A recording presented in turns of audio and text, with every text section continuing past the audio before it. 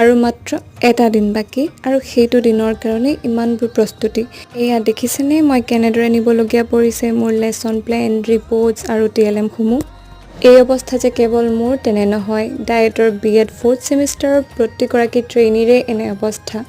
লিখি লিখি শেষেই নহয়, যিমান লিখিলেও শেষ নহয়, TLM বনাই শেষ নহয়, ছাইন কৰাই শেষ নহয়। উফৰাম, 14th জুনলৈকে চাগে আমাৰ সকলোবোৰ কাম আধৰুৱাই হৈ থাকিব। তথাপিও সকলে দিন ৰাত একাকাৰ কৰি কষ্ট কৰিছে আৰু কামবোৰ শেষ কৰিবলৈ যত্ন কৰিছে, তাকো ভাল ধৰণেৰে।